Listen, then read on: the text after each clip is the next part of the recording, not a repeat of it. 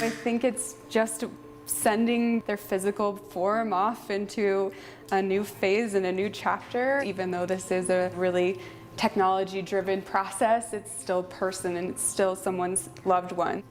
There is no life without death.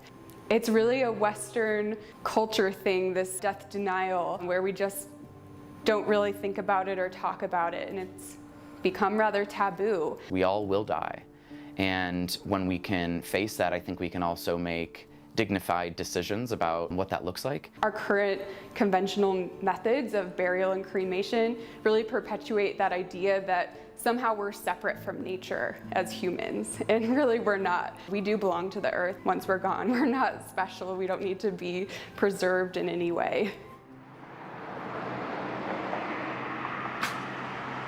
What you're looking at behind me is our water cremation system. At Tree Cremation, we really have two goals, and that's to, number one, help people live on through nature, and number two, to reduce the carbon footprint of the funeral industry, which is not insignificant. We do a process called water cremation. Alkaline hydrolysis is the formal name. And we'll use water instead of fire to gently break down the body and still have ashes for the family at the end. We have no emissions or smoke coming from our building, and it's about 90% less energy than a flame cremation would be. One flame cremation is going to emit about as much CO2 as a 600-mile car trip does. So the decedent gets loaded directly into this vessel, and then we measure out a dry alkali flakes, so it's called potassium hydroxide, and that actually activates the water molecule to mimic the natural decomposition process over the course of several hours.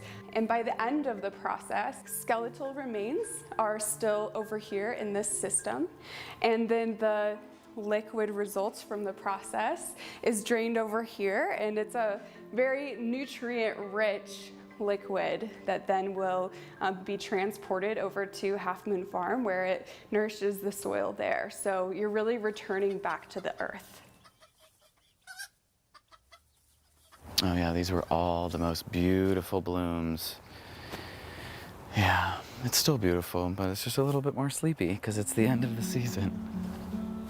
Half Moon Farm is a vegetable and fresh-cut floral farm. The partnership between Tree Cremation and Half Moon Farm is one of the healthiest ways in returning us back to the earth, and for all of the scientific purposes where we came from and what our bodies are composed of. Where Half Moon Farm steps in is being able to provide a space where the nourishment, which is the liquid that is left over from the process, can be returned to the earth in a dignified and integritous space.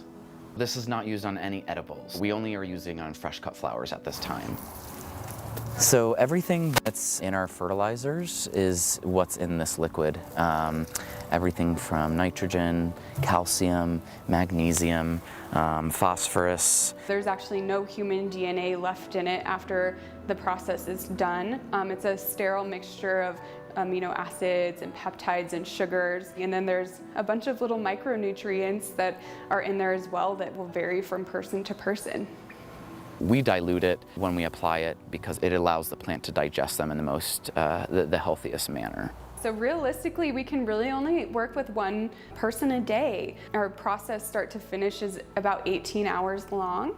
Once we hit one a day in the month, then we'll really be at capacity here and start looking into other ways that we can serve more people.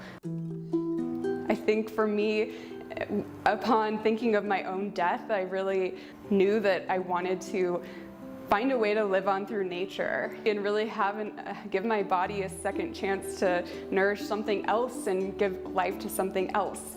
When the plants are grown here, they leave to go to all sorts of celebrations along the Front Range, up in the mountains, and it's an opportunity for people to stop and look at first the literal beauty of them, but also the story of life and this regenerative idea behind us going back to our most physical sense is the earth.